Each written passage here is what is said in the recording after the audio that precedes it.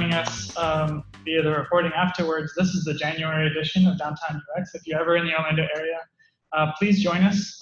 We usually meet on the third Tuesday of each month, so even if you're just coming to visit a theme park, maybe you can stop by for a meetup and meet some of the amazing UX community. And so our panel today, and I've got them in one order and then in a different order on the screen. We have Aarron Walter from Envision. Hey.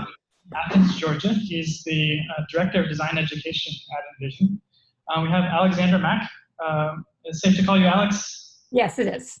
Excellent. She works at an agency called Ad Hoc as a UX researcher that works on some of the biggest government sites, va.gov and healthcare.gov, and lots of other government sites as well. So excited that she was able to join us today. We have also had Andy Volpe from GitLab, hailing from Cleveland, Ohio. It's awesome to have such a spread out group talking to us today. And then from here in Orlando, we have Arun George, who's at a company called Nuance Communications, focusing on voice UX and voice and chatbots. And chatbots as well. Cool. Stephanie Bodendorfer is at Higherology, which is UX designer at Higherology, and they focus on talent management. Excellent. And I currently work for Paylocity, which is an in-office company, but we're remote first now. We're over 70%, I believe, remote. So I'm really interested in learning more about what other organizations are doing for remote and how UX works in those organizations. So instead of just talking to people individually through email, I thought it'd be a great topic for the meetup. So to get us started, what I'd like to do is kind of go around through the panel and have everybody give a couple minutes of what a typical day looks like for you. So why don't we start in the same order that I introduced folks? Start with Aarron Walter. Yeah, sure. I love this topic, by the way, because so Jason and I used to work together at MailChimp.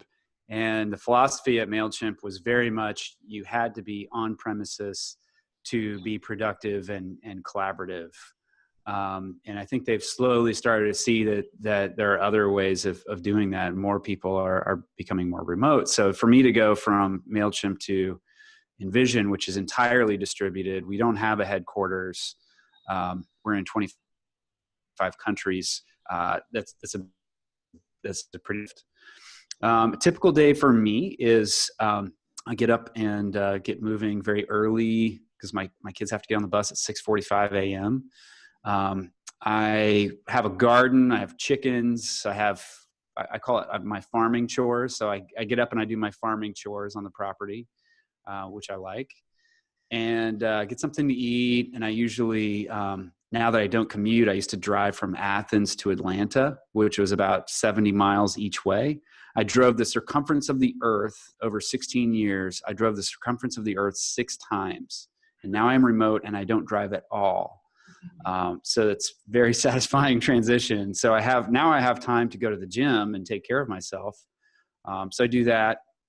And then I come home and I get to work for Envision. And, a typical day, usually I try to block off pieces of the day. So the mornings, especially for what I call deep thought work, which is anything where I need to have clear runway to think about something and not get lost in minutia of email or, meetings and such. And then I'd say by around 11 o'clock Eastern is when things get really filled up with meetings because the West Coast is up and functioning. West Coast people, I think, have it tough because they have to start more like 7 a.m. And they're pretty much on. Whereas East Coast people, like I can have a couple of cups of coffee, et cetera, and have a sane start to the day. But, we live on Zoom. So this is very natural to be talking to you via Zoom, peering into everyone's houses and, private spaces. I've had Zoom calls with the CEO when he's sitting in the back seat of a van with his kids. Or at one point, a VP of product who was on the deck of her boat moored off of Catalina Island. So remote life really does afford a lot of different sorts of living situations. But I don't think that the day is all that atypical from what I remember working IRL. There's meetings, there's a lot of alignment stuff. It's Slack and Zoom is the center of the universe. And any chance I get, I take calls on my phone so I can walk around and just stretch my legs. But that's what my days usually look like. Excellent. And what about you, Alex? What's a typical day at Ad Hoc look like? Yeah, it's going to sound a little kind of similar to Aaron's. I'm up reasonably early. I have to actually, so that my kid doesn't have to get on the bus at 6:30, I drive him to school at 7. But that also gets me up and going so that I get him to school, and then I usually have time to work out and clean up, and that will, depending on whether I'm working out at home or going to the gym, I'm usually kind of have my computer on by 8:15, 8:30. And that is, likewise, I'm on the East Coast. There's generally a lot of people online. So I might be on Slack, catching emails. During that early time, usually meetings don't, likewise. It's like when somebody needs to do something with me outside, I'm like, usually between 9 and 10 is safe, because being remote, like core meetings for a broad team are more toward 11 into the afternoon, although most of the people I work with immediately, as well as our client, the government, are on the East Coast. And it's a lot of, I spend a lot of time in meetings. If it is a meeting with other ad hoc people, we are on Hangouts or Zoom with video on. All the stuff about, we know our kids' names and our dogs' names, and when the mailman comes because the dog starts barking. Interestingly, with our client, we are also on Zoom, but they don't use video. So it's sort of this interesting switch, because we're very used to seeing each other, and I think it makes a big difference in that remote work. And then you get on a client meeting and it's Zoom, but it's voice only. We also live in Slack. I can't even keep track of how many Slack channels are. If there's an interest, there's a Slack channel, as well as probably 2 million emojis. So it's, and I'll also bring in, I worked for 15 years for Pitney Bowes, which is big enterprise, 100-year-old corporation. And while there was a lot of support for remote work, I could work from home. I almost find the connections closer here, because I would be in my office at Pitney Bowes in a meeting with other people who may be in the same building, and everybody called into the meeting. And it's just on the phone. Whereas, I'm face to face with my colleagues and coworkers. Yeah, that's nice. And also being mostly in the same time zone is nice. I imagine that's a bit different for you, Andy. I know GitLab is all over the place. So why don't you tell us a little bit about what your day looks like?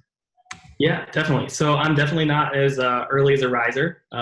So I'm more of like an 8 o'clock-ish out of bed. And since we're more global, I'll wake up to a ton of like pings, Slack messages, and notifications. So those notifications aren't via email. So we work inside of our tool at GitLab. And most of the work we do is in a discussion, much like you would see in Jira. So kind of like the tool helps you with the async work.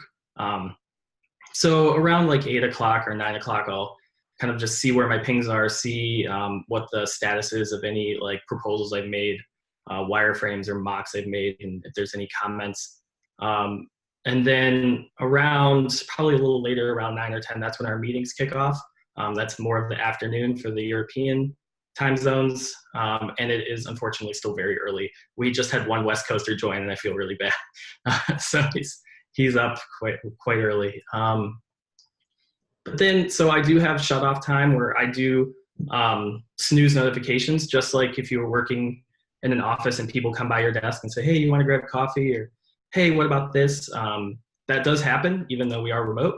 You do get pinged quite often, or your phone's going off. So I'll put all that on snooze, put a notification in Slack, and then work for a couple hours, just heads down on like the one thing I'm trying to get done for that day.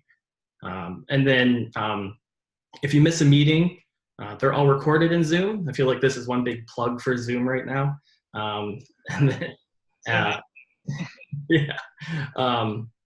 And we also have a living Google Doc that also captures all the notes from all the meetings too, so you can go back and catch up. So meetings aren't required if you are not able to attend. So yeah, that's basically it for me. And here in Orlando, Arun, why don't you tell us a little bit about what Life at Nuance Communications virtually is like? So I'll start by plugging Microsoft Teams. We don't use Zoom, which I didn't even know existed until I joined Nuance. So typical day, I wake up maybe about 6, then maybe do yoga, meditation, and things like that. I used to have a more calmer schedule because I had clients in the Pacific, and now we have in the East. So now I have to wake up and be productive at 8. So it's, I guess the only tip of the thing about when you do consulting is you depend a lot on meetings. So there's a lot of meetings depending on how engaged the client is.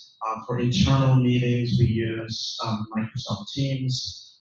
For external, we might use WebEx, GoToMeeting, as well as Link, which is also from Microsoft.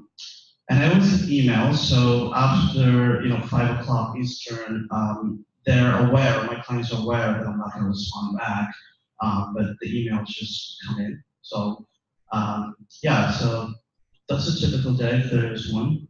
So. All right, looks like I'm next. I'll keep this pretty brief because you'll find that a lot of the things I'm going to say are pretty similar. I am similar to you, Andy. I am not an early riser. 8 a.m. sounds about good for me. But the nice thing is my company is based in Chicago. So being here on the East Coast, that means I get to start my workday at 10 a.m. because I'm working off of Central Time. So I typically like to get in an hour, half an hour, something like that, of workout before I start work, and have a chance to kind of slowly get into my day rather than waking up and having to jump right into everything. But typically my work days start off with a team huddle. So whether that be with engineering and product, which is how we start every Monday, the whole company, which is how we start every Tuesday, or the 2 pods, the sprint teams, whatever you like to call them, is how I start either every day or every couple days. Really helps to keep the team synced, keep the company synced when you've got people spread out all over the place. It helps to kind of start your day with a meeting and a status update versus trying to figure out on your own, what do I need to do today? What is everybody else doing today? So after that, I take a look at my calendar, like everyone else, typically a lot of meetings. When you work remote, everything has to be scheduled as a meeting typically.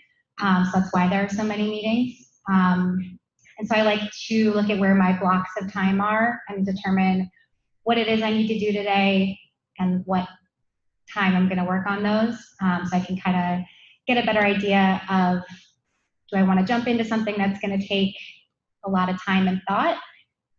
Probably not if I only have an hour between meetings. We also use Asana on our design team for tracking tasks on projects that we're working on. And then from there, I just kind of dive into whatever the day holds. It's pretty typical. And I'll keep mine brief because it's also very similar to a lot of things that you've heard. I'm a very early riser. I'm up usually 5:45, between 5:45 and 6 to get my kids up and fed and beds made and dressed and ready for school, and usually out the door by 7:30 with them. Take one elementary, take one to preschool, and I'm usually at my desk and starting my day by 8:30, which is nice because Paylocity is also based out of Chicago, and so being on Central Time, usually no meetings until 10 a.m. So the morning is my productive time. It's my time that I actually get things done because there are no meetings. And so if you think that remote means that you get a lot of productive time sitting at home without meetings, what you've heard from everybody here is that it's a lot more meetings probably than an IRL job because you have to be very intentional about communication. So I mean, typically my Mondays and Wednesdays are completely packed schedule-wise with lots of different meetings for lots of different initiatives. The UX team at Paylocity is about 30 people, and most of those folks are working on either an individual product or a suite of different products, product teams, in a related product. So there's a lot of different pieces moving at any given point in the design of the products. So yeah, days usually bouncing around between meetings and trying to get design work done or research work done in between. And so that usually goes until 5 o'clock. And when I leave at 5 o'clock my time, it's still 4 p.m. for everybody else. So I usually feel bad leaving at the end of the day at 5 o'clock. But everybody's been very supportive about schedules. Paylocity is United States time zones only, so it's kind of nice in that aspect because the latest time zones we're working with is West Coast typically. But I wanted to talk a little bit more about roles and what a typical day, I mean, we talked about what a typical day looks like, but what tools do you typically rely on and what your role entails. I intentionally tried to find a panel of people that had different roles within design and UX. And in most organizations, remote usually starts maybe with engineering because it's a harder role to recruit for. And then eventually moves into other product roles. And UX is somewhere in the mix of the middle area of roles that end up going remote. And it's kind of hard in that way because as UXers, we have to communicate with all the different or parts of the organization. Usually you have to talk to the support side, you got to talk to your fellow designers, you got to talk to the engineering team, you got to talk to the product managers, you got to talk to the customers. So let's start with Aarron. I know your role is a little bit different as working with design education, but what tools do you rely on and what does your role entail? My roles, there aren't too many roles like this as far as I know. There are a few, but so I'm the Vice President of Design Education. And my team, we spend a lot of time writing content, producing content. We exist inside the marketing team, so we're not inside the product team and inside of Envision. But our goal or our mandate is to tell the stories of our customers and how they are solving problems, because we have relationships with millions of designers and tens of thousands of design teams at any number of company that you could think of. So we spend a lot of time, on podcasts, on Zoom calls, producing podcasts, capturing stories. We spend a lot of time on Zoom talking with one another about, planning new books or new initiatives and so forth. So yeah, it's just sort of strange that we're a bit meta, that we're telling the story of product design instead of actually producing a product. And what about you, Alex? What tools? I know your role is UX research, but what tools and what does your role entail at Ad Hoc? Yeah, so I am actually part of a product team. And I guess you were going to get to this because you said, which roles go remote first. Ad Hoc is a remote only company. So it did pretty much start as an engineering company and bringing in design and the very, very strong realization that research is a fundamental part of that, which is great. So separate from we've talked about the Zooms and the Slacks, the tools that I'm using, I guess, that are research related and remote. And this is we use different tools for things. And I actually ran, when I started off here, a little set of experiments around what was going to work well for doing, because I'm also doing then primarily remote research. I'm connecting with participants through these remote tools, and my participants, because I'm working on Medicare.gov, are seniors. And so what I was really thinking through was, well, what's, yes, because there are people who might be using a website, they have to be online anyway, so it's not that bad, but what's going to be the most straightforward thing for someone who's maybe not, they use the web, but they're not going to connect to. And I did a write-up of it. I did some experiments, and I ended up using Google Hangouts for the participants, because for the most part, you just click a button, you don't have to download anything, you don't have to have an account. But because our client is the government. The client often wants to be able to, both as part of a team, making it available, and my program manager, I don't know that she requires in terms of we're checking off the box, but we strongly encourage all team members to observe at least one, if not more, of the kind of feedback interviews and interactions, and especially and help out by taking notes. So what I've ended up doing is I surround the Hangout with a Zoom, and the Zoom enables a lot of other people to join as observers. It's the UX one-way mirror. It lets a lot of people watch without, I mean, obviously I tell the participant, but they aren't having to see all the little names showing up. And it also enables me to chat with, if they want me to ask another question, and to record. So I double it up that way. I've been using Real-Time Board for having a more participatory, interactive experience. And we've been, Ad Hoc, when I started, has its proprietary system for user management, contact management, that got built out, but then not necessarily, as often happens in startups, something got built out, but then you need to maintain and update. So lately I've been using Airtable for managing participants. So I guess those are most of the tools that I'm using. Some of them are the same that you'd use anywhere, but yeah, that kind of, I come from not just a research background, but a R&D and innovation background. So for me, it's also a lot of ongoing trials and experimentation with what tool is going to do the job best.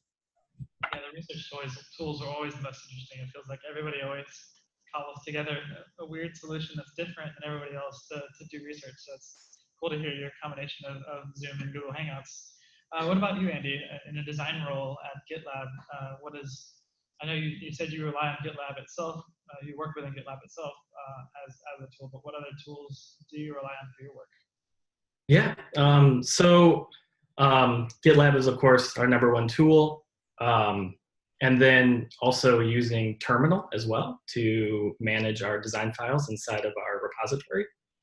On top of that, we use Sketch as our design tool with every plugin imaginable. That's free.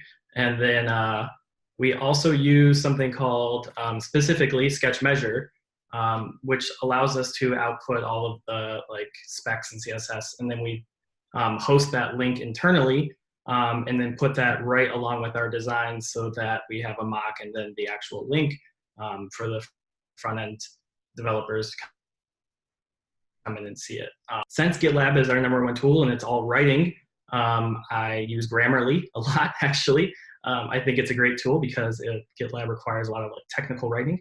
And then on top of that, we have Slack and Zoom, so nothing too fancy.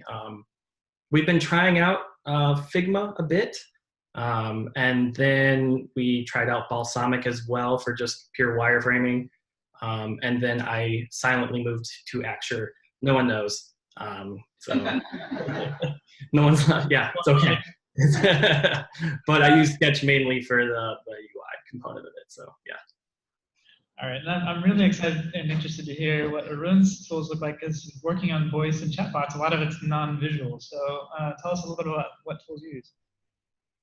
I would love to. So because I work on chatbots mostly, we depend on a lot of internal tools. So they're not things there are existing tools out there like Bot Society and things, but because Nuance works specifically with large companies, we design internally so we can handle large scale interactions. The only thing I would say that we use that you guys are familiar with is probably Visio. So an example would be, I had a call with a client today for context gathering and business requirements, and we would figure out, then I would create some sample dialogues and interactions. Then once we get approved, we turn that into Visio, and then I work with the engineering team to make sure that all the APIs needed and they can be designed. And then we implement them using our own internal tool called IQ Studio. And there's a second part to it where it actually can use the studio to train the chatbot using machine learning. So you can have different variations and things like that. So it's a huge combination of working with speech scientists, engineering team, as well as the UX design team. Tools, other than that, we use Link from Microsoft and Visio, and maybe WebEx if the client wants to use that. But that's really it. And pieces. All right, so for what tools I rely on, obviously Slack and Zoom. I think we've gone over that in pretty exhausting detail. And I want to echo what Alex said earlier about putting an emphasis on having your video on. When you're remote, building that connection with your teammates and your coworkers that you usually get in the office if you're in the kitchen or you pass each other in the hallway. It's a little bit more difficult to do online. And when you can put a face to a name and you can see the person's body language and you kind of understand where their tone of voice is coming from. Like Aarron said, you get to peek into their house. You can see a little bit more of their personality. You get to see their pets sometimes if you're lucky. It's really, really important that you have your video on when you're using Zoom and in meetings because it just helps build that connection that much more. As for other tools that we use, similar to Andy, we use Slack, or Sketch, I should say, as our primary design tool. We also use Marvel for our click-through prototypes. Sorry, Aarron, that we don't use InVision. I think we used to, but it was before I got there. We are experimenting with going to Axure for more research-worthy prototypes. I used Axure in a previous job, and at the time did not appreciate its prototyping capabilities. So those are the main tools that we use on a day-to-day basis. I also mentioned Asana. That's something that we just started using. That was actually something I made a recommendation to the team because we just had Google Docs floating everywhere because everybody had a Google Doc for every meeting, for every, all the notes that they were taking, and PRDs were in Google Docs, and they were just floating everywhere. So we started using Asana to kind of build a central repository, a way for us to track what everyone's working on. Because my role is a pretty traditional UX role. My team includes a manager, myself, 2 senior designers, a junior designer, and a researcher. So the 4 of us that are UX designers, we all support a different team. And our teams are broken up across the different parts of our product. We only have the one product, but we've broken it up in a way that each team supports a different section of the product. So I support our insights pod, which is like analytics, and then our integrations pod, which is we integrate with different third-party providers, Paylocity being one. So my role is pretty traditional in the sense that I do a lot of collaboration with the product manager. That relationship is obviously huge, especially being remote. You've got to communicate a ton, and to be able to communicate what the requirements and acceptance criteria are, the progress you're making on wireframes, research that needs to be done, that kind of thing. And then obviously doing traditional mock-ups, prototyping, and some evaluative research. But, yeah. Hey, Jason, there. Just want to piggyback on something that. Yeah, absolutely. Feel free to jump in, anybody. Go ahead. Can I add to something that Stephanie was saying about Google Docs being everywhere? I thought that was just us. That's interesting to hear that. I started using Beaird. Do y'all know what Beaird is? It's basically like a replacement for Evernote, like if Evernote were good.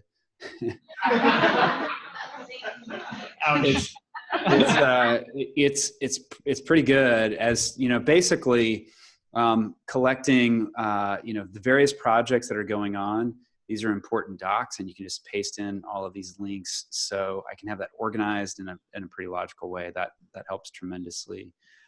Also, another tool I forgot to mention that I love is Superhuman, which is a new email client. And it's almost like a command line sort of email client in some respects. If you have Alfred on your Mac, it feels a little bit like that. I love it. If anyone wants an invite, you can hit me up on Twitter. I'm just Aarron on Twitter, Aaron. So that's really great. And of course, I forgot to mention that we do use InVision tools to do our own work. One in particular that changed everything for us, not trying to be a shill or anything, but freehand. We really like freehand because being remote, having a shared whiteboardy space where we can draw and write, and people do like intense drawings. In fact, we will calendar in freehand because I don't know why. It just feels easy to do. So that one is pretty key. I spent a lot of time in that. Yeah, at Paylocity, we're very much a sketch and InVision shop, and having InVision and having access to freehand means a lot of our early discussions and things that you would normally do in a whiteboard room, we typically jump into that tool. Another similar tool that we use sometimes for a lot of ideation stuff is a tool called Mural. I'm not going to say sketch and InVision again because we keep mentioning it.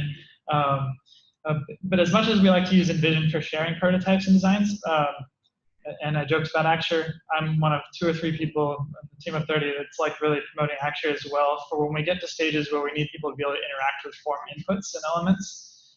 It's a very like HTML-based prototyping tool. So it allows you to get, especially if you're trying to get designs in front of users and have them test it and feel like an actual web application, it's very useful for that. And I think it's important to try different tools for every job and see what works best. And because we're one UXer for product, we're doing a lot of our own research as well. So we're looking at ways to standardize our research processes at Paylocity as well. So we've been looking at Calendly, which we're trying to use in a similar way to the way we use, what's the tool? Mack. Acuity scheduling was also really huge when I was here at Power EMS. And actually, Matt's the one that turned me on to Axure when I was here as an awesome tool for prototyping as well. I wanted to jump to, yeah. We didn't promise to talk about pizza, so you might have to take a break. Yeah, that'd be a great time for a pizza break. You guys can catch that. Pizza's arrived. So I'm gonna pause. There's no remote pizza tool, right? Yeah. We'll deliver it. It'll be there in like 2 to 3 days. So.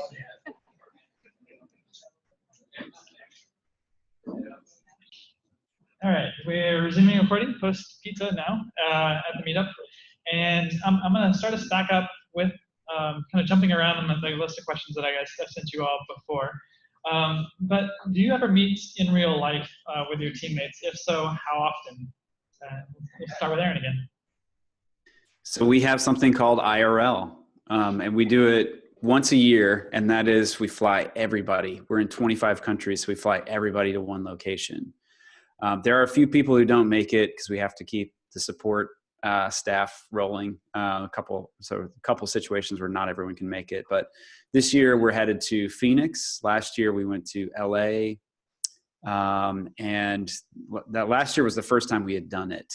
We'd kind of avoided it, and then made a strong case of this is a really useful thing. But it's tremendously helpful to just like see a person and realize, wow, you're 6'5". I thought you were like 5'3", and it's sort of weird to see a person feel like you know them so well, but you've never seen them before. It's like this cognitive dissonance to it.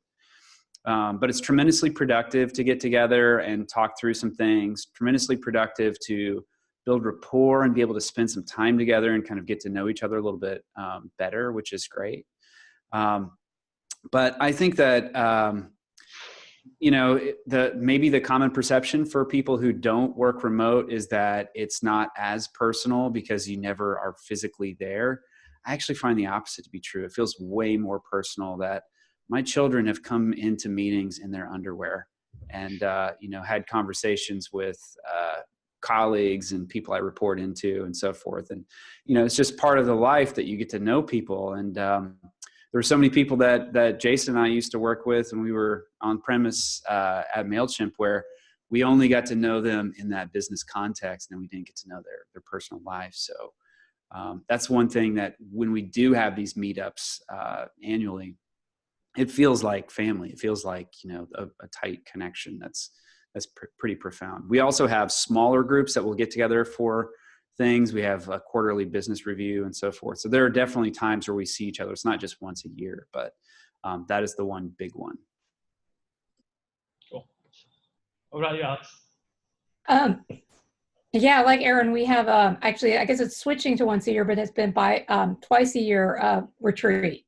And so retreat brings everybody who can travel in together in one place for 3 days. And it's interesting that Aarron just brought that up. It's not only with the video, a lot of times, sometimes when you meet somebody in real life for the first time, it almost feels like a non-event. Like, oh yeah, there you are, but I've, you know, interacted with you so much. So that is the biggie, the retreat. But we also have, and it kind of, I think it varies with your role. I think because of the role I'm in, I'm part of these. We have the government agencies we work for work on SAFE. So we have program increment planning every other month. So that's a day or two on site with the client and sort of the product side of the team. Often less engineering will come. So that was actually my second week. I was in one of those meetings. Actually, I was in one of those meetings last week. So that's another opportunity where certain members of the team may be together and also be with the client. And because of the timing of these PI planning meetings, often will overlap with other teams from ad hoc. So I'd say on a, you know, every month to 2 months I'm face-to-face with people. There's also, depending on where you live, there are certain concentrations of people. And so in those instances, like I have to, you know, join folks I'm in Connecticut, but I've, you know, done a week work in the city with people. So where there are concentrations of people, or even like my product manager lives in Greenville, South Carolina, and one of his good friends who works for the company does too, and they try and work together once a week. It's really cool that there's some people that are local that can connect and get together as well. What about you, Andy? What about GitLab? Yeah, kind of just like everyone else. Every 9 months, we have something called the GitLab Summit, where we bring everyone from the company to one place. The past years, it has been international. So we went to South Africa last September. And then prior to that, it was like Cyprus or I believe Cancun. But now the company's grown so large that we're staying stateside. So this May, we're going to New Orleans. And we're mixing it up a bit this year. We did a bit of a test where we invited users and some of the community to the actual summit. So we won't just be there for GitLab, because we believe like GitLab is also the people who use it and contribute to it that aren't necessarily paid to do that. And then most of the time, like New Orleans, we're just going to do like ghost tours and boat rides. You might do some work, right? But we really just try to get together at a general regular frequency. We also have fast boots for the groups we're in. So my odd title here, it says secure. It's not because my connection's like hyper secure or anything. It is a group I'm in dealing with security products at GitLab. And we will try to meet up every so often, sort of like Alex said, kind of based on location. So we're compensated lightly. There's a group in Montreal, then they'll pay a little bit for our ticket to go meet up there and do what we call, like I said, a fast boot. So you can do more of like the whiteboarding and the problem solving and the group think, if you will, there. So yeah. Hey Andy, how big is your company these days? I believe I think it's peaked over 400 now. And I think we're going, so we might be much more than that actually at this point. Yeah, because this is one of the challenges, and I'd be curious to hear other people's perspective too, but as a company scales, the stuff gets harder. We're at like 800-ish. And I think Automatic might be the biggest remote company, to my knowledge. I think they're north of 1,000. So it becomes hard just to find a place for everyone to meet. Yeah, and then you have to think about just the expense of it all, right?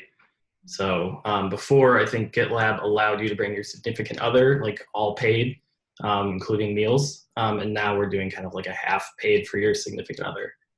That's very generous. But the counter argument, and we've had this internally, is like, we're not paying for real estate. So, you do save a ton of money in other respects. Yeah, exactly.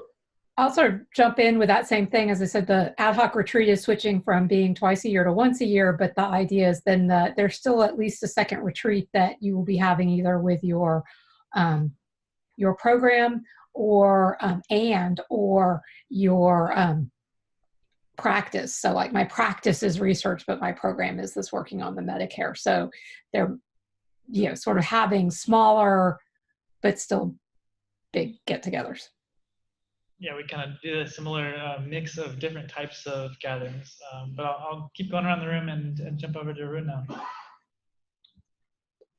So Nuance has about, I think, about 13,000 employees, so we don't really get together all at once. But because I'm a consultant, I do get to travel about 30% to see clients. So an example would be, it's really client specific. So one client, I go see them every 3 months, and an entire team from Nuance would join. So the entire team was just from the suite scientists, the project manager, the engineers, and of course myself. We all go there, we meet the clients, and we build a relationship. And after that, we all go out and enjoy. Many times they would pay for things, nicer things like happy hour and stuff like that. But yeah, so it's about 30%. So I do get to see all the people I work with. But there are some people, in my team that I haven't seen, which I'm convinced are just voices through their faces. So to kind of echo what everybody has been saying, we do get together IRL. At Higherology, we get together twice a year for a week. The first one is in January, which we actually just had this last week. So, and then the second one's in July. So last week, they bring everyone who's remote, which for us is just our product and engineering team. Unlike Envision and Ad Hoc, and it sounds like GitLab as well. I don't know if you guys have a head office or not, but my company is only product and engineering, and then some like outside sales reps that are remote at this point. So all of our sales, customer success, customer care, all of those roles are based locally in Chicago. So they fly all of us in for a week. We spend the first couple of days in the office, which is really interesting to kind of insert yourself into this culture that already exists without you in it. Like you're a part of this company and you're technically a part of this culture, especially since we do weekly company meetings, that you feel a little bit on the outside. So it's interesting to observe that versus the remote culture. And then the second half of the week, for 2 days, they take us out to St. Charles, Illinois, which is about 40 to 45 miles west of Chicago and pretty much the middle of nowhere. It's like the edge of the Chicago suburbs. And they take us to a place called the Q Center, which is a converted women's college, I believe. And it's also the headquarters of Accenture training. And so like Princeton Young is also there. So they use it a lot for people who are training to either be sales or like last week, there were a bunch of kids learning how to do taxes. Really glad that wasn't us. That doesn't sound like fun. But they bring us all there and we do a whole company workshop. Our CEO starts out by talking about what our goals are for the year, what our vision is for the coming years, where the company's going. And then like this year, they had us read a book called Radical Candor, and we had a facilitated discussion about that and how we can be more radically candid in our feedback. And And I just want to echo what Aarron said, that it's crazy that you've never met these people, but when you meet them in person, they feel like family. Like the first thing you do is you hug them, yet you've never met this person before in your life. And it just feels completely natural. We also talked a lot last week about, the company growing and finding somewhere to host it. My company has been going to this Q Center for the last, I think, 7 years. They started out as 14 people going out there, and now the company is in upwards of 186. So we've outgrown the space that this place has to offer. But we made sure that our CEO knows, it's really important to us as a remote team to have these on-sites, because it's what helps us feel connected to the office. It's what helps us feel like we are a part of the company. And then the other time we get to meet in person is when you start. So we bring new employees to Chicago for onboarding, so they get a chance to meet their boss and the people they're going to be working with in person. It just kind of helps them get to know the company better, gets them to know the office a little bit, so the first time they're coming in isn't like 6 months later. And they get to meet the other people that are going through the same thing as them, because we're growing a ton and typically have like 2, 3, sometimes 4 people starting every week. So, yeah. Yeah, to echo a lot of the same thing, we also get together in real life. I love connecting with people at conferences and meetups, people that I can relate to that do similar things, and I can kind of make connections. And I'm terrible with names. Like I've met so many of you here at the meetup so many times, and I still struggle to remember names. And so I was really worried about that with the first time that I met. I was at Paylocity about 3 or 4 months before our first practice meetup. We had a UX summit for all the UXers, and there was about 30 people on the UX team at Paylocity. I was really worried I was going to not remember anybody's name. But it was the weirdest thing. Like everybody I walked up to, I instantly connected face with name. And I think it's because, like with Slack, you've got the name right there on the screen. So you're used to seeing the name with the face. And the weirdest part of it, just like Aarron said, is, oh man, I thought you were a lot taller, or you're huge. and that's because you're used to seeing people from the shoulders up and used to communicating that way. And so it's really awesome to actually meet in person with the people that you work with. It's a treat when you work remote. It's one thing that I miss about being in the office, being able to just run to lunch or grab coffee with people or have downtime. You have to be very intentional about the time you spend with people when you're remote. So at Paylocity, we have that practice meeting that's once a year. We have a client conference that's once a year that a lot of people from a lot of different functions of the organization come together for in Chicago. And we have an all of product and engineering meeting that gets together in Schaumburg. This year is the first year they've had to actually split that into 2 groups. So depending on which products you work on, you're either the March TechCon or the April TechCon. On the April TechCon. So I'll be meeting with about half of the product team, engineering, design, researchers, product managers, product owners. And really looking forward to at least all the people from my category be there, and I'll be able to meet some of the people from the other products as well. I'm looking forward to that. So really, those are the 3 main ones. But there's occasionally category meetings of smaller size that get together. It's sort of what Andy was saying about some of the smaller meetings with GitLab, where you get together for strategy type things. So that's what that looks like for me.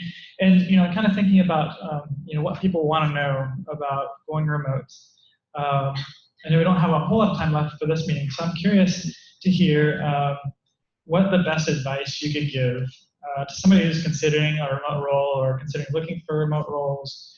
What type of personal qualities you need, what types of skills do you need to have in order to survive in a remote role. And so let's kick it off with Aarron. I think that I think most people already have the skills. If you're not inherently lazy and unmotivated, you're probably going to be fine. You'd probably fail if you have those traits, and if it were an IRL job or a remote job, either way. The thing that I think that is most critical is that all or most of your company needs to be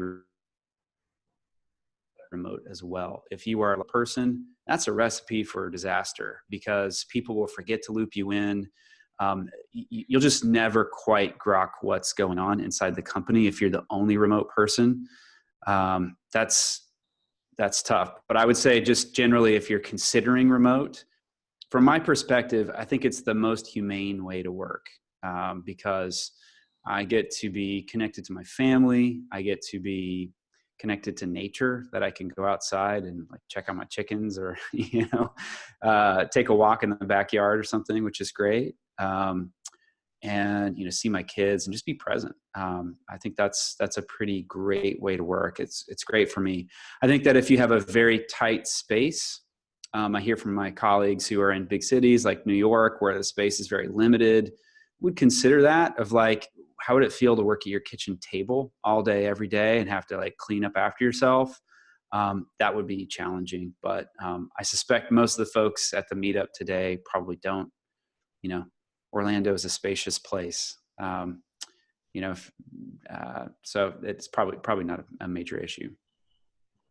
Yeah, I'll echo the entire team being remote, being really helpful. I actually started at MailChimp with Aarron as my team lead. For the first year that I was there, I was remote. I was the oddball that wasn't in Atlanta every day. Totally forgot that. It definitely helps to be working with everybody else being remote, because everybody else is in the same boat, and everybody else has to be just as intentional about communication. You're not missing things that are happening in conversations outside the meeting room door that does happen to have Google Hangouts on. You're not missing that extra context that you get from just bumping into people in the office as accidental collisions. So yeah, that was going to be mine. So I'll jump over to Andy now then. I think one of the ones, especially from like just the pure UX design perspective, is understanding prioritization. Sometimes you won't be given priorities. You're by the end of X time frame, this needs to be done. So you need to understand, how do I get there? How do I get to that end goal efficiently? I think you need to be a really good communicator too. So working at GitLab, most of our communication is typed, not just in real time, right? It's all async.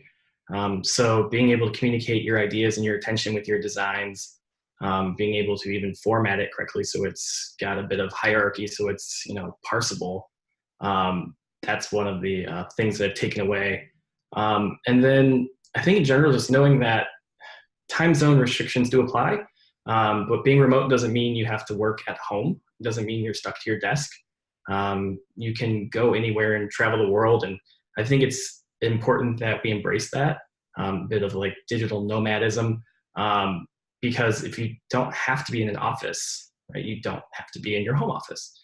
So that's something I've tried to embrace. It's a little easier for me because we're async, so it doesn't matter where I am, time zone. So I understand the restrictions there. And I think that's about it. I think Aarron said a lot too. I think everyone does have the skills to be remote. It just takes a bit of discipline, knowing that just because no one's watching you doesn't mean people aren't seeing what you're doing. I love that. Prioritization and communication are hard in real life in an office, and they're even harder when you're remote. So yeah, definitely echo that. What about you, Alex? Yeah, I kind of appreciated what Aarron said about, everybody has those skills, because I didn't feel like it was some huge transition to working remotely.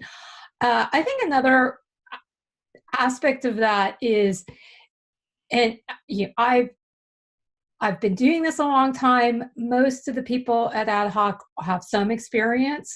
I think that if you are either very new to what you're doing or your role, not that remote won't work, but you've got to be that go-getter in that, being willing, like, yes, you can absolutely mentor and be mentored remotely, but you aren't going to have somebody coming and checking in, how are you doing? You've got to be able to say, what's going on here? I need help with this. So I think that aspect as well is just maybe a little bit different if you're, I guess I'll put it in a more learning or introductory level. Then you've got to be able to grab it yourself. Yeah, we've talked about how, like, hiring for remote, we tend to hire more senior because you want to just know that people are able to hit the ground running without a lot of feedback. But at the same time, in order to keep growing, you have to be able to hire juniors as well, and be able to mentor remote as well, which is an entirely different set of challenges, but also exciting things to look forward to as well as remote grows as a common practice. What about you, Arun? What's the biggest tip you can give people for if they're considering a remote role? Yeah, I think what you mentioned, Jason, is correct.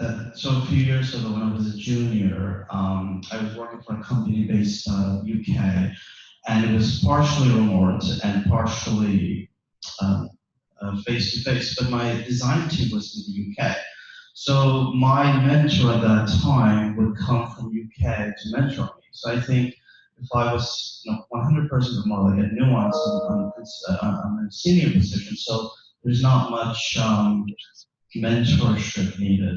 So I think if you're starting out completely, it would be helpful to have mentorship. With that being said, everything else is just common advice. Make sure you enjoy your position, so you'll have the self-discipline area to actually do it and prioritize. So in my old company, there was somebody who really didn't like working, and we let that person work remotely. And that person was supposed to be an IT team, be on a call, and for some reason on Saturday we couldn't find him. So one of my colleagues said, well, he might be on Xbox. So he logged in, and there he was playing Xbox. So eventually they fired him. So I don't think that's the case for most of us here, since this is voluntary and you're all here. So just make sure you truly enjoy your work. So you're excited about it, and because there are so many meetings, I do feel more connected with the people I work with, even though I don't see them every single day. Another advice would be make sure you block out time so you can actually go out and eat lunch. Because because I work with different time zones, it's easy to just accept these these meetings, and then it's like 5 o'clock, you haven't had a chance to eat. So just those things. Nothing too major. Curse of going last. Everyone has said pretty much everything I was going to say.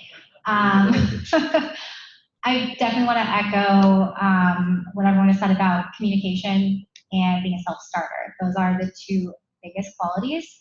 Obviously, no one is looking over your shoulder to make sure you're doing what you're supposed to be doing. No one is there to be asking, do you understand this? Do you have any questions? So it's really up to you to reach out if you have questions or if you need clarification or whatever that may be. And obviously, no one is watching over your shoulder to see if you're actually working or not. One of the biggest temptations when you're at home, when you're working from home, is to get distracted by, your non-work life things. So my biggest piece of advice there is to find yourself a good home base, whether that's just a desk somewhere. Mine is a desk in the middle of my living room / kitchen / open floor plan downstairs. But whether it's that or a home office, have somewhere that you can dedicate to being the place that you work, because it's really difficult sometimes to get into the mindset of working, especially when you're at home and you pass your desk every day. It helps to have that dedicated space to get you in that work mindset and to get that focus and figure out what it is that you need to do. And what Arun said too is, while that is true that you should have a place to work, don't be afraid to go work elsewhere. Switching it up can be really helpful, especially if you're in a creative role. I think we can all attest to getting that kind of creative block, feeling like you're just staring at the same screen and you can't think of something, you can't get any new ideas. And changing your scenery or getting up and taking a walk can make all the difference. So I would definitely say, don't be afraid to change it up. Go to a coffee shop, go to a park if you have good Wi-Fi, like a hotspot or something. Go sit out on your back porch, whatever it may be. Just don't be afraid to switch it up every once in a while. And don't be afraid to take a break, because it can be really easy one, to get distracted, but it also can be really easy to just keep working all the way through the evening. So you still need to have that home life balance, even though you're working at home. Yeah, I'll add, one other tip that I've learned from being remote in a few roles in the past in non-remote first organizations is not to go remote when you first move to a new city where everything is new and you don't have connections with other people that do what you do or people to hang out with in evenings or a meetup and things like that. I worked remote when I had first moved from Florida to South Carolina at one point for a small agency, and I felt like a hermit because every day I was getting up and working, and I was working on a book at the same time. So, in the evenings, I would be writing after working all day, and then I would go to sleep, and then I'd wake up the next day and do the same thing again. And my only friends were my wife's chemical engineering PhD student, who I had a really hard time connecting with as a designer. So small piece of advice, like, have connections, have a community where you're at before you go remote, because you can kind of rely on that for the social needs that you have. I rely on this group being able to come and talk to like-minded people in person, not having that in my job. So it's really great to have that kind of community and mixing it up and kind of being able to work around different places is also a great tip as well, to stay motivated, to stay loving what you do, and to stay at the top of your game. So before I ask the next question, I'm going to go ahead and prep the audience. I was not sure whether I wanted to record the Q&A, but I think that would be really awesome. So while we're going through this next question, if any of you have any questions, we'll have you come up after the next question.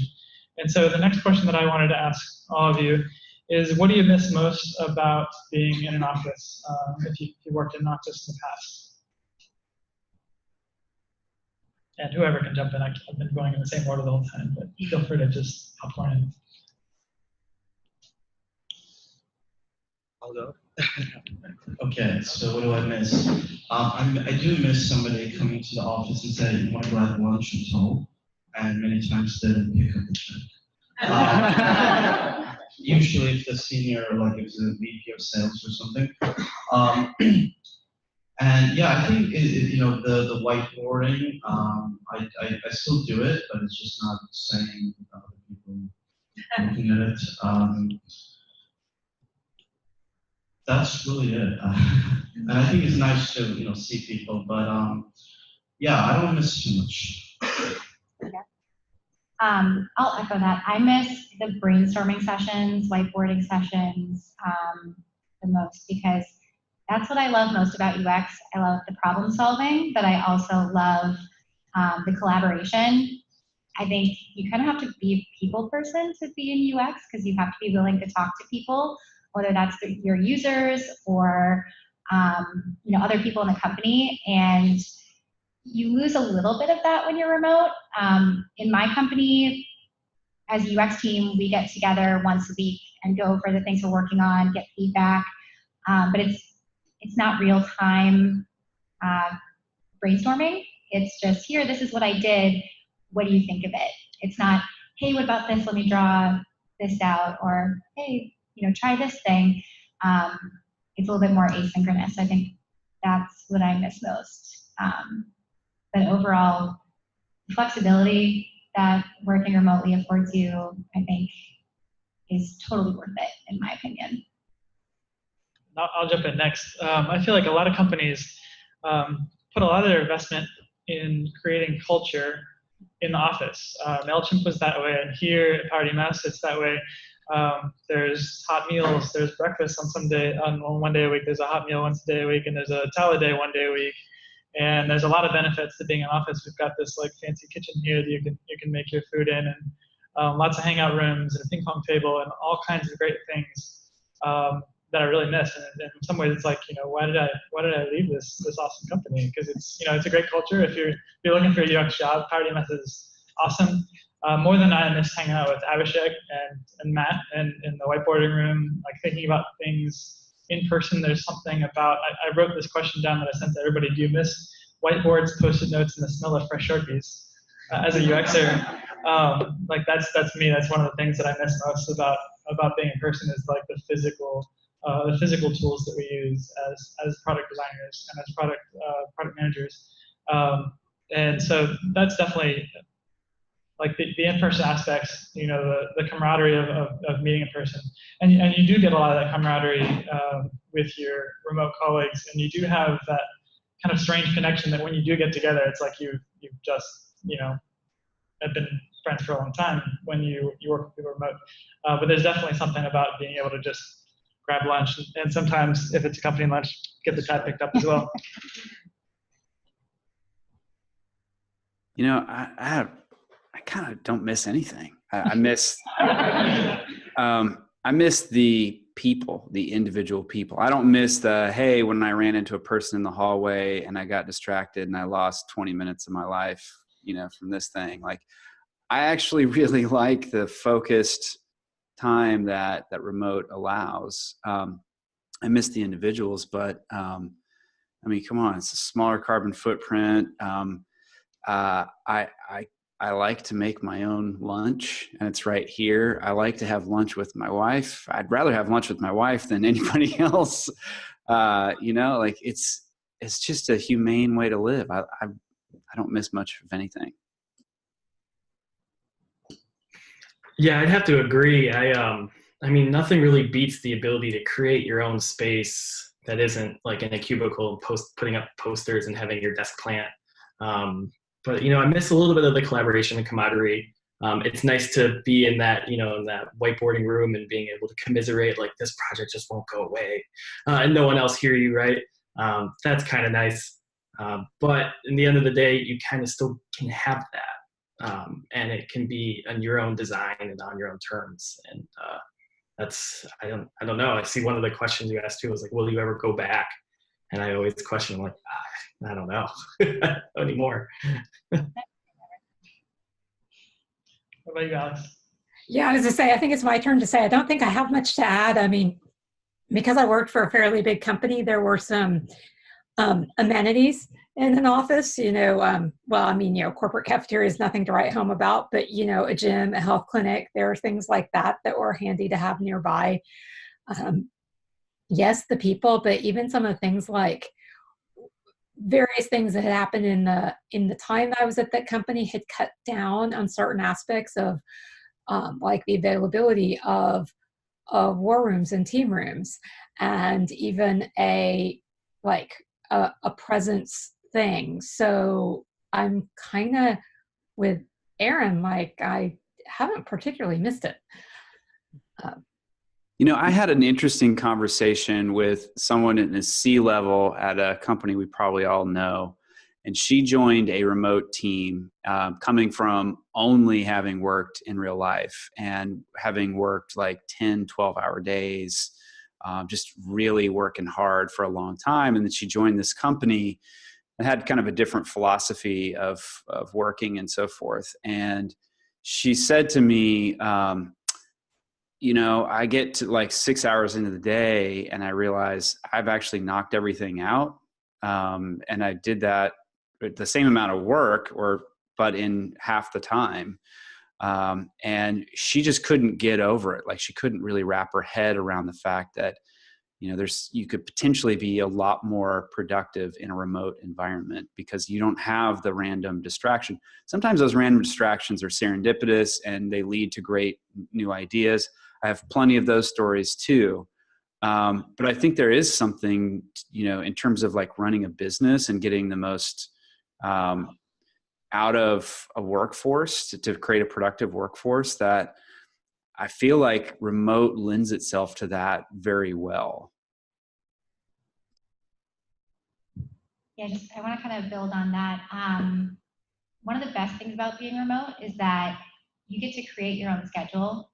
You heard that all of us wake up at different times in the day. Some of us are working at 8:30, some of us are working at 10. But that doesn't mean that you have to be working 8 hours a day. As long as you're available when you're expected to be available, you're in the meetings that you're expected to be in, and you are getting the work done that you have committed to getting done, the rest is kind of up to you. And that's really the best part, is that you're not always going to have 8 hours worth of work to do, or you may have something going on. You may have a doctor's appointment. You may have an event like this. I had to leave work a little early today to come to this, and that was okay because I got the work done that I needed to. So I just wanted to echo that is one of the biggest benefits, is that you kind of get to create your own schedule and get to create your own day. You're not constrained by the office and the people around you and those traditional expectations of what you're doing at work. Great. Yeah, just to reiterate that, another thing that I really enjoy is if you do have some break and you want to just say, well, there's nothing I don't have a meeting for that 30 minutes, I'll let you go outside or take a cat nap or whatever it is, you can do that, which you might not be able to do in a building without being judged. So as long as you get your work done, you'll be fine. And also, I think it's just relaxed. And if there is a meeting that you have to leave early to come here, you can ask them, hey, can we move this tomorrow or something? And most of them will say yes. Or you can block out that in the calendar so the project manager wouldn't put anything on that time. So I think there's incredible flexibility. And with that, I think we'll open it up some audience questions. If anybody has a question, I think I'll turn my laptop around maybe to be able to see folks. And then we've got the puck mic, which will be awesome. With the wires, it might be hard. Maybe. We're going to turn it around so that, and actually, you might have to walk up here because the speakers aren't going to be able to hear anything through the microphone. So I have to talk loud enough to hear it on the mic. Okay, how's this? Can you hear me? No? Okay.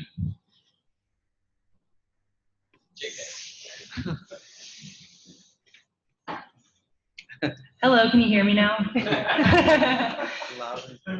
Cool. So I work at an all remote company, and one of our challenges on the research team is getting people to show up for user interviews. I feel like it's like less personal. They don't know the actual humans behind it. So do you have any tips or tricks on how to get people to actually show up for those? I feel like that's Alex that's jumping in for this one.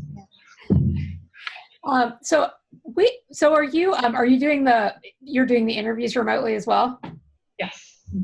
I haven't had too much trouble getting people to show. We've had a harder time recruiting. I mean, recruiting seniors for remote interviews is interesting. But we haven't had too much trouble with people showing up, but I do have a junior who's played a support role. So we do a lot of, she calls them. We have a lot of interaction with them in advance. So there's been a real person. That's not to say I've had some no-shows, but that we definitely are doing like phone contact in advance as well.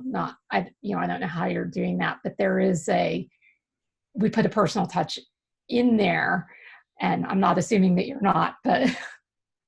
Yeah, we usually do, we have a page for them to sign up in Calendly. Mm-hmm. And, they sign up and then they forget that they signed up and they're like, sorry. So it's like, we have like a 50% no-show rate, which is kind of a bummer when you've blocked out that time. I think with Calendly, just like with Acuity, you can set up reminders. Do you set up a day before reminder? Yeah. Okay. Like that's one of the things. We have the same problem here at RDMS with no-shows, like constant no-shows. And people that are passionate about making the product better just wouldn't show up. And when we added Acuity scheduling to the mix and reminders and having the link to the Hangout in the it was a GoToMeeting at the time, in the actual email, we got significantly less no-shows, but we still got some. Yeah. I haven't done as much user research at Paylocity where we've been recruiting, and a lot of the recruiting has been very one-on-one via email, and with that, we tend to get people showing up for the usability sessions. We're trying to automate that process to use. Yeah. And when it's automated, when it's scheduled, and you don't have that human touch, I think it's easy to forget about something or just end up having something had clients that have had meetings like that went long, and afterwards it's like, sorry, I missed it. Just have to reschedule. I'd like to add, so in my past position, I was doing UX research, and we used to run multiple business models, usability testing. So the way that we would do is we would pay them certain money if they completed. So these participants, are they getting paid? We've tested getting them, like tested paying and not paying and lots of stuff. So it's like still 50% no showing. Yeah, so we used to work with recruiting company, and what they do is we'll pay this much amount if you show up, and we also send a reminder. But yeah, I haven't had too many no-shows, so that's, I don't know. Okay. Thanks. Yeah, we started using a company called Respondent to help us with their like bringing in a pool of people to interview. So it was much better than when I was recruiting for an old e-card company. We probably had some of the same problems you did, Alex. We just accounted for the no-shows and just over-recruited and then over-scheduled. Tried to hit our mark and then told them a lot of times we were paying them. And so it's still a challenge. There's a guy you can ask on Twitter who will probably have a good answer for you. His name's Greg Bernstein, and his Twitter handle is Greg Corp, GreggCorp. He's a former colleague of Jason and I. He works for Vox. He also is remote, and he's doing research. So he deals with this on a regular basis. We actually just had Greg come and do a virtual lunch and learn with us about how to basically operationalize our research practices as well, and a lot of things he's been doing at Vox. Yeah, he definitely has answers. So. I think if you talk from there, you should be able to hear you. Cool. All right, so I'm kind of in a unique position. I'm a research analyst, and we actually work 2 days a week, which is pretty ideal. We have the face-to-face team interaction in the office and 2 days a week. But there's rumors going around that they want to go 5 days a week, 100% remote. And this is my first position in any capacity, so I'm a bit nervous, kind of taking back what's new for me, kind of losing that human interaction, chemistry, just walking over to someone if you have a question, having the think tank, the collaboration of the team. So going 100% remote is a little new to me, and I was just wanted to get thoughts on transitioning from 2 days a week, 5 days a week for the first time. Thoughts on maybe doing a co-working space, or just something that's kind of new to me, but I just wanted to get your thoughts on that. I can answer. I know it can be really daunting. As far as the co-working space, those, I've looked into those. I can tell you they're very expensive.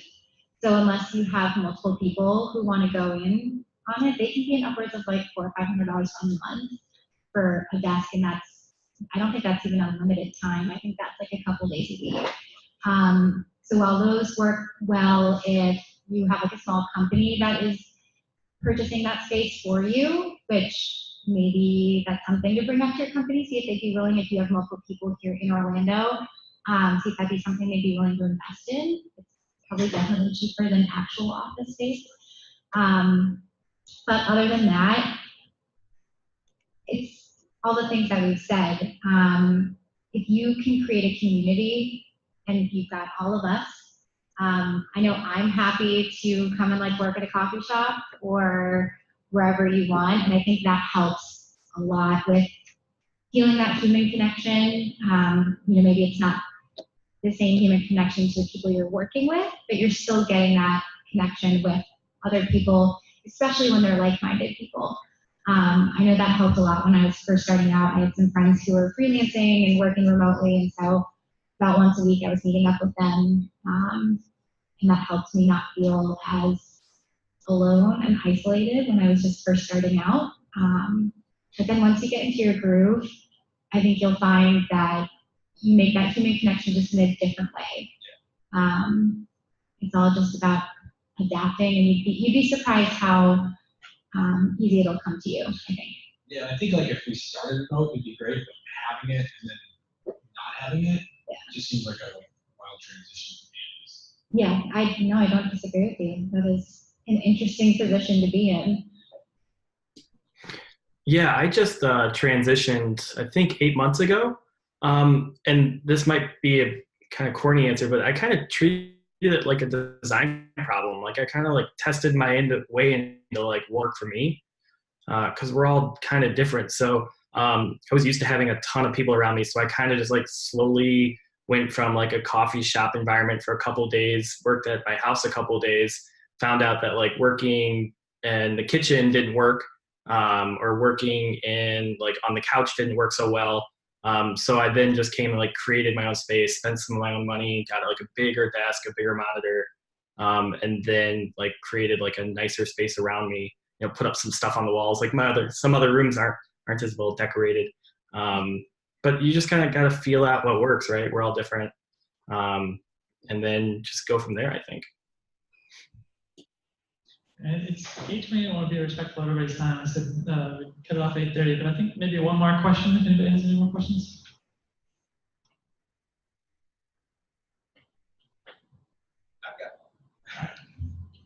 I always have a question. All right, so hey, so I'm a remote skeptic. I believe the studies that say, you know, we lose a lot of empathy when you just put a glass of, you know, a window in between you and somebody else. And like, I definitely work with a lot of people remotely. Like we've got a very flexible, like work from home culture here. But I just really enjoy that, like being in a room surrounded by whiteboards, drawing, Sharpies, Post-its. And there's something with the serendipity that was brought up a couple of times where you can sometimes have like a surprise conversation that happens. And one of the things that you hear a lot with UX folks is that like design in a hallway, design out in a common space, and all of a sudden, you know, an engineer might be walking by and they'll be like, oh, we can't do that. Don't you know about this, you know, constraint that we have, or whatever? Some conversation happens and we discover something and then we're able to design something even better because of it. So how do you go about designing an opportunity for serendipity to happen when you're remote? I actually think it's easier to come by because everyone's instantly available via Slack. I mean, I don't know. I totally get that some people remote might not be the right fit for. But I've been on the other side of the fence. I also was a hardcore skeptic of whether or not remote was a viable option, and that was the culture, that was the pervasive thought in my previous company. But now that I'm on the other side, like you've heard a lot of talk about meetings, and that's, you know, probably, you know, a good thing and a bad thing with remote. That's maybe one of the challenges, but I am connected with people on a regular basis. And if there are ideas that pop up, I can have the space to flesh that out a little bit, or I can ping someone directly and share a freehand with them and we can jump in that together. So it almost feels a little bit more immediate and more accessible. When I think of the number of times where I've had that type of experience in remote versus in person, the ones, not that I have a scientific count here, but it seems like it happens more often remotely than it did in person. And I think it's because in person, things drift into other, like, hey, let's hang out and chat for a little while, which is also a good thing. But yeah, I still get the serendipity in a remote environment. Yeah, I think you have to work to kind of create it. For me, I had to be a little more vulnerable in my designs and show them way earlier than I would want. So that, and I knew the answer wasn't right, or I knew the wireframe was missing out on something the database can't do. But you force that conversation in, not like in a bad way, but you are expecting them to come and say, oh, well, this is what we really want to do, or this is how the infrastructure is meant to work. And then share early and often, and then hope that you can get some of those nuggets. And I think the one benefit of that in remote work is it's all documented. So you don't have to keep that in the back of your memory, like, oh, the database is this structure, so I can only call these into the UI. That's documented for me to go back and look at whenever I want. So don't have to necessarily retain that. I think that's one of the nice things for me, or at least it's documented in our design system. Perfect. There you go, kids in their underwear. There it is. I can't top that. So. Hashtag remote life. Yeah. It's way more common I have kids too, so like they come in the room a lot of times. Very, very standard. I'm glad that happened. I was gonna say that train of thought was gone. A lot of the reason why I wanted to do this panel, why I really wanted to pursue remote to begin with, had to having worked with remote teams in the past and wanting to work with a remote first team and understand what that's like. I also was kind of skeptical about whether or not it would be the right solution for everybody. And I'm definitely not advocating that remote is the best solution for everybody. Every company should just go completely remote. There's definitely benefits, pros and cons, as there's to design tools and all the other things that we debate about online about UX. But it was a piece that designer and manager Julia Ellman, who was at Beaird, wrote about managing remote teams. It was really pivotal for me for thinking about remote, what it would be like to go remote, what my career path would look like going remote at some point. Now she actually works with Alex at Ad Hoc, so I've had some conversations with her, which has been great. Just getting insight, and that's what I was hoping to get from everybody, was just a little bit of insight to, how does it actually work out, to get over that kind of skepticism that everybody kind of has of remote. So I really appreciate everyone's time and just even this serendipitous remote life moment there. So thanks so much. Let's hear a big round of applause for everyone.